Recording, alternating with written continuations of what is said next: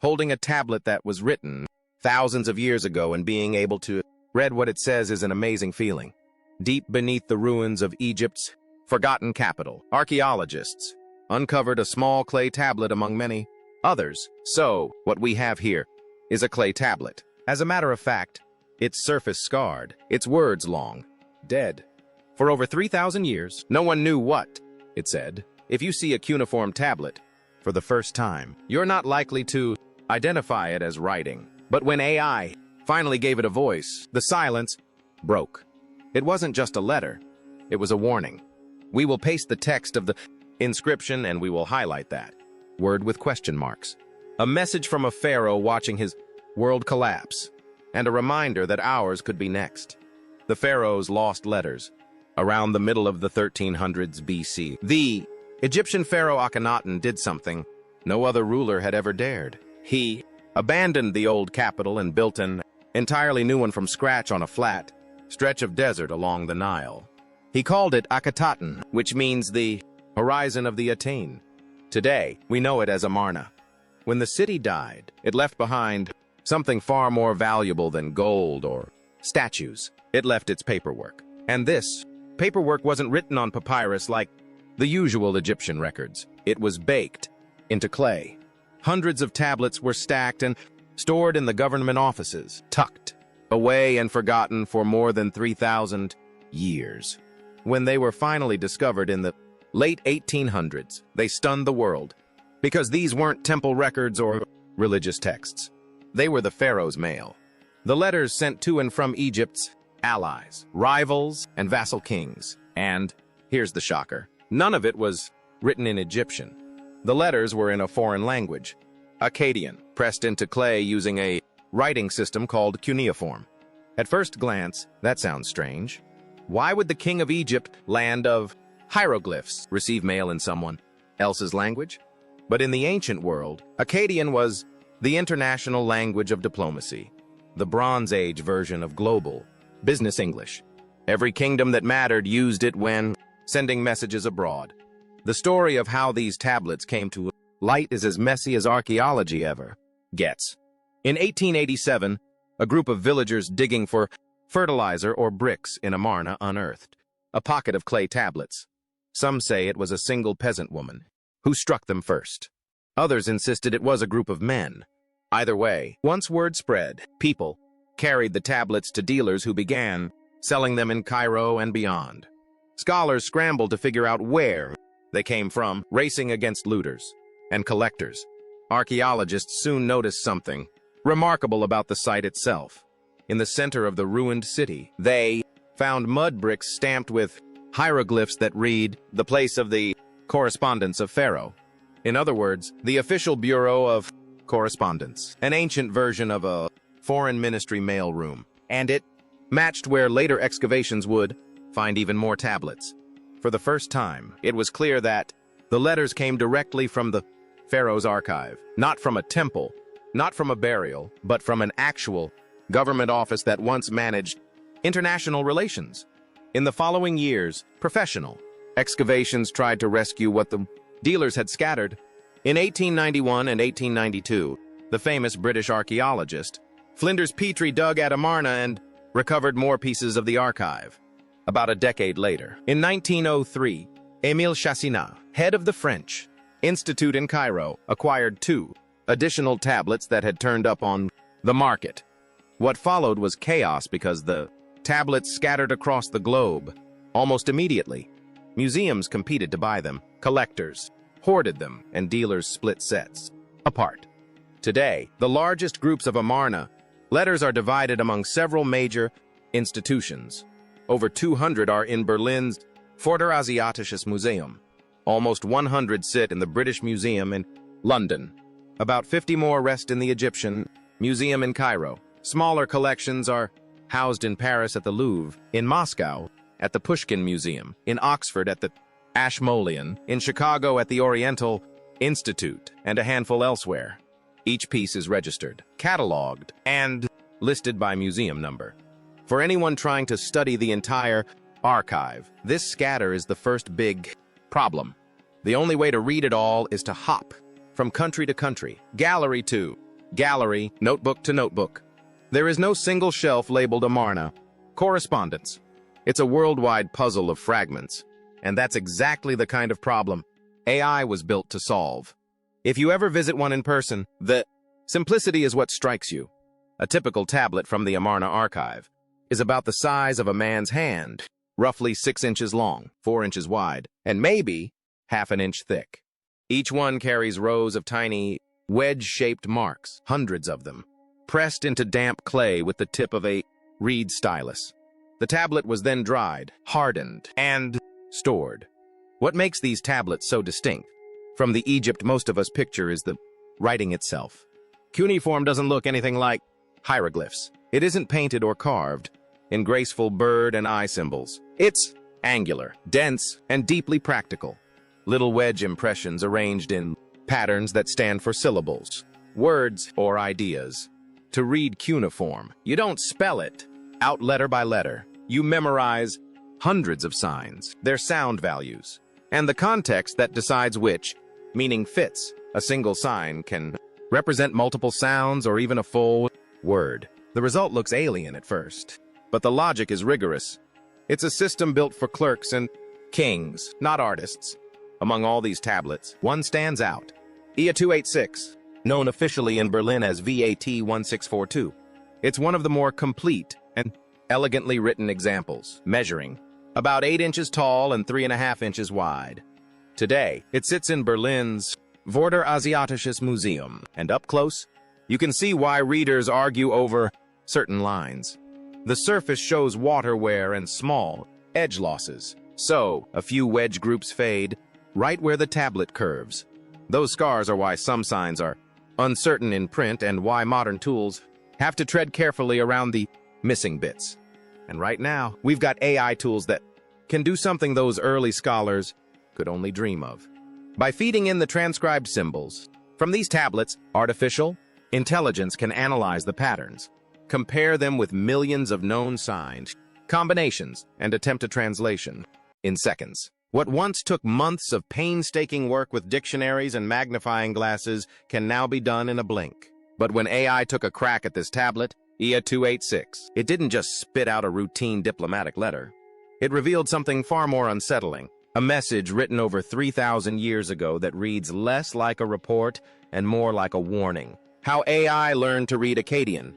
When people hear the phrase AI decoded ancient writing, it can sound almost magical, like a robot gazing at a picture of an old tablet and suddenly understanding what it says. But in reality, the process is much more practical.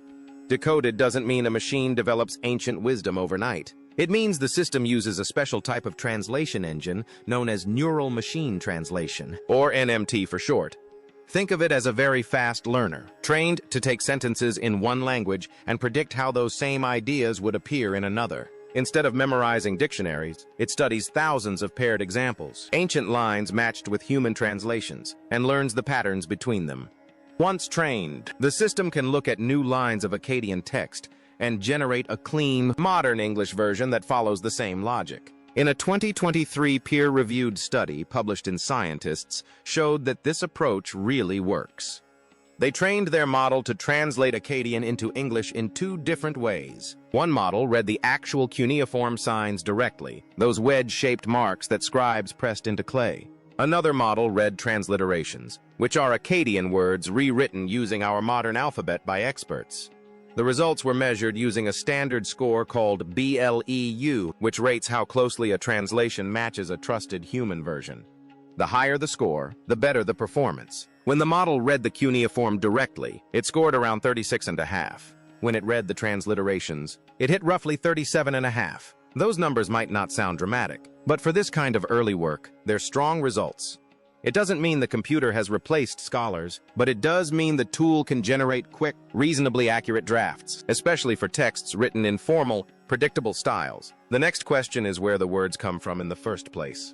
Today, researchers rely on 2 enormous online projects that have turned ancient writing into machine-readable data. The first is ORACC, the Open Richly Annotated Cuneiform Corpus. It's a long-running project that stores Akkadian texts in a tidy format called ATF. That format is basically a set of plain text files where each line of an ancient tablet is written out using Latin letters, complete with line numbers and small marks that show where damage or uncertainty occurs. The second major source is CDLI, the Cuneiform Digital Library Initiative. CDLI holds the museum records for real tablets, where they were found, which collection holds them, their catalog numbers, and images when available. If you look up our specific example, IA286, CDLI shows its object, IDP 271088, confirms it was excavated at Amarna, and notes that it now resides in Berlin's Vorderasiatisches Museum. That same entry links to the text file in ATF format. So, from museum record to typed lines of Akkadian, everything is traceable. Before anything goes near a translation model, the text needs a little cleanup. ATF files contain special symbols that editors use to describe what's happening on the tablet. Square brackets mean a section is missing. An X marks an unreadable sign. Curly braces show words that editors supplied based on context, and question marks flag uncertainty. All of that detail is gold for human specialists. It tells them exactly what's broken or doubtful. But for a computer, it's clutter. So, researchers prepare two versions of every text. The first version strips out most of that markup and keeps only the readable Akkadian signs in order. That clean copy is used for what's called a transliteration to English run, or T2E. The second version keeps the original cuneiform signs encoded in Unicode symbols and feeds them straight into a cuneiform to English run, or C2E. The 2023 study tested both and found that each has its advantages. So, the best practice is to use both and compare. Now, imagine what happens when the model starts running. Think of it as a lightning-fast translator that has studied mountains of examples. You give it one line. It guesses what that line would say in English. You don't have to accept the first guess, either. The model can give you several possible translations at once, each with a confidence score showing how sure it feels. When the model is confident, it's probably handling a familiar formula, something like a greeting or a closing line that appears across hundreds of tablets. When it's less certain, that's usually where the interesting work begins. Maybe the sign is damaged, the phrase unusual, or the grammar odd. The system quietly points to the trouble spots, so human readers know where to look more closely. But all this still depends on the quality of the text behind the model. A line that was copied carelessly or misread will still cause errors. That's why another branch of technology has joined the pipeline, image-based tools. In 2020, a study in PLOS1 described a deep learning detector that could locate and identify individual cuneiform signs directly from tablet photographs. Normally, a person would have to draw a box around every little wedge group by hand, a tedious and time-consuming task. This system learned to spot where the signs were and suggest those boxes automatically. It wasn't perfect. It still needed a human to confirm, but it drastically sped up the most boring part of cuneiform transcription. The challenge was clear, though. These systems need huge numbers of labeled examples to learn properly, and creating those examples for cuneiform is slow, careful work. Still, the direction was unmistakable. Better sign detection means cleaner transcriptions, and cleaner transcriptions mean more reliable translations. Around the same time, new datasets appeared to feed that progress. One of the largest, called Cuneiform ML, assembled tens of thousands of high-resolution photos, exactly 38,947 images of Sumerian and Akkadian tablets. Each image came paired with its corresponding cuneiform text in Unicode, its transliteration, line drawings, and catalog information. It's not a translation tool itself. It's the training ground that teaches later systems what cuneiform looks like in all its shapes and contexts. With that much data, a model can learn to tell whether a tablet is legal, literary, or administrative, estimate its time period, and fine-tune its understanding of sign shapes. This is how the field moves from scattered museum photos towards something close to a full reading pipeline, from image to text to translation. The 2023 study noted that the model performs best on straightforward, formulaic texts, things like business documents, administrative records, and omen lists that follow predictable patterns. It has a harder time with freer, literary language or heavily damaged lines, simply because it has fewer similar examples to learn from. Diplomatic letters, such as the Amarna tablets, sit right in between, part formula, part free expression. That balance makes them a perfect test case. What can someone expect from a model's first pass at a diplomatic letter? Each letter begins by naming the sender and the recipient. A respectful opening follows, often reaffirming loyalty or kinship. Then comes the heart of the message. Sometimes a report, sometimes a complaint, often a request for gold, grain, or troops. Finally, there's a closing line that returns to courtesy. The model usually captures this overall shape without trouble because it has seen the same structure in countless examples. Where it stumbles is at the edges, a missing sign on a chipped corner, a name that could be read two ways, a subtle connector that may or may not be implied. Those are the places where the human eye and judgment remain irreplaceable. And yes, it's fast enough to change how the field operates. A single researcher can now run a first-pass translation on an entire set of related letters in a single afternoon. Before, that kind of task could take months. The difference isn't just in speed, it's in perspective. With dozens of drafts ready at once, patterns start to emerge. You can see which cities write most often, which greetings repeat, and when the tone of letters shifts from polite to urgent. Scholars still need the slow, meticulous work to confirm each word, but now they begin with a full overview rather than a blank slate. For our letter, IA 286, researchers pulled the ATF text from ORACC and CDLI, confirmed the line numbers, and cleaned the file so the model could read it without errors. Two final inputs were prepared, one using the transliteration, the other using the original cuneiform. When the model processed them, the result broke the pattern. This wasn't another polite exchange about tribute or trade. The tone was sharper, uneasy, almost like a warning whispered across the centuries. The warning buried in clay. When the translation model read EA 286, it immediately picked up the rhythm of obedience that defined royal communication in the late Bronze Age. The writer greets the pharaoh with deep humility, bows low, and repeats his devotion again and again. He reminds the king that his authority is not inherited, but granted, that everything he holds comes from the pharaoh's strong arm. Every line of the opening carries that same weight of formality and fear. The careful tone of a ruler who knows his survival depends entirely on loyalty.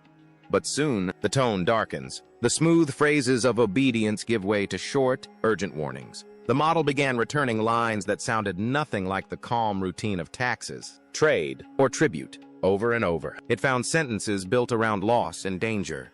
Lost are the lands of the king, my lord. The king has no lands. And between them appeared a clear plea for help. Send archers. The words even carried a time limit. If there are archers this year, the lands will remain. If there are no archers, lost are the lands. Those few lines turn what could have been another bureaucratic record into something very different. A cry for help and a warning about collapse. When researchers compared this first digital draft to the official human translations, the match was striking. William Moran's respected edition of the Amarna letters, built from decades of scholarship, contains the same heartbeat of alarm in nearly the same places. The formal opening appears word for word. The writer bows low, praises the pharaoh's strong arm, and acknowledges that the king put him in power. Then, line by line, the letter builds to the refrain, "Lost are the lands of the king." The phrase comes back several times, almost like an echo meant to stick in the pharaoh's mind. The text then names the threat, blames them for plundering everything, and repeats the condition. If archers come this year, the land survives. If they don't, Egypt loses control. Even across different translations, those same warning phrases stay constant. And here's a hard truth that makes the message feel even more urgent. From this archive, no royal replies have been found. If the court answered, those responses haven't survived at Amarna. What we have are field reports and pleas like this one. Voices pushing up the chain with silence coming back down. That one-sided record turns the letter's warning into a cliffhanger we can still feel. The speaker is Abdi Heba, the ruler of Jerusalem. He isn't a king in his own right. He governs on behalf of Egypt under the pharaoh's authority. His addressee is the pharaoh himself, very likely Amenhotep III or his son Akhenaten, depending on how the dating falls. Abdi Heba's role is clear. He keeps Egypt's rule intact in one of its northern provinces. So, when he writes, "Lost are the lands of the king," he isn't talking about his own territory. He's warning that Egypt's entire foothold in Canaan is slipping away. Every "my lord" in this text reinforces that relationship. Every 7 times and 7 times I bow drives home how dependent he is. This isn't a rebel's defiance. It's a desperate servant begging for reinforcement before everything unravels. The trouble he names comes from a group called the Apiru, sometimes written Habiru. The word shows up all over the Near East during this period, but it doesn't point to one specific tribe or people. It's more like a label for outsiders, mercenaries, refugees, raiders, or displaced workers living beyond the control of established cities. In one text, they're hired soldiers. In another, they're bandits. In Abdi Heba's letter, they're the attackers who have plundered all the lands of the king. That's why his plea for archers is not a routine request. It's a demand for Egypt's army to intervene before the rebels seize more ground. The structure of his message makes the urgency even clearer. It's not a lament over something that already happened. It's a forecast of what's about to happen. The language is conditional, almost mathematical. If Egypt sends archers this year, the land will remain. If not, it will be lost. That little phrase, "this year," turns the note into a countdown. It's the ancient equivalent of saying, if reinforcements don't arrive immediately, we're finished. Every repetition of "lost are the lands" tightens that timeline. Even the Egyptian commissioner accused of negligence, Enhama, sometimes written Yan Hama, appears by name. Abdi Heba complains that Enhama is favoring the wrong side, and that he, the loyal servant, is being slandered for bringing bad news. Those aren't poetic flourishes. They're administrative details. The letter is essentially a crisis report written by a provincial governor trying to hold the line for his imperial master. The AI model handled most of that structure well. It got the ritual greeting exactly right, followed the shift from loyalty to alarm, and picked out the recurring refrain that frames the whole message. Where it hesitated was in the rough spots, the damaged edges of the clay where letters blurred together, or the sections where names vary between sources. For example, Enhama and Yan Hama are just two spellings of the same official, but the machine wasn't sure which to use.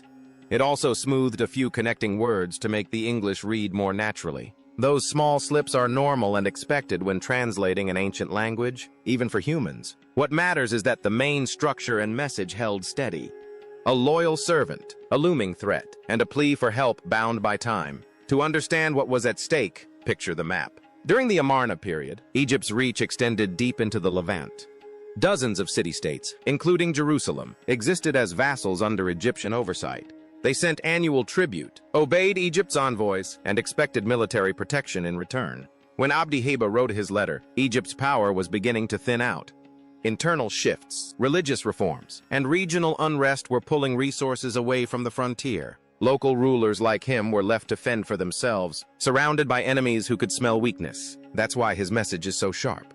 He's telling the pharaoh that the garrisons once stationed nearby have been withdrawn. He names rival cities and neighbors that have turned hostile. And then he raises the alarm about the Apiru, describing them as the ones tearing through Egypt's outposts. To Abdi Heba, this isn't just his problem. It's the empire's. This tone of panic doesn't come from just one document, either. Abdi Heba's name appears on at least 6 known letters, EA 285 through EA 290. Each returns to the same points: trouble from outsiders, loss of territory, and urgent calls for troops. EA 286 simply captures the crisis at its breaking point. The others echo it, repeating the same requests in slightly different forms. And it's not just Jerusalem. From the coast, Rib Hada of Byblos fires off his own alarms in EA 75, painting a picture of cities crumbling and outsiders pressing in. Different voices, same message. Without soldiers, the king's lands slip away. That's how we know this isn't an exaggeration by one frightened ruler. It's the steady sound of a man watching the walls fall and shouting up the chain of command for help. Thanks for watching. Now, check out the videos popping up on screen for more unbelievable stories.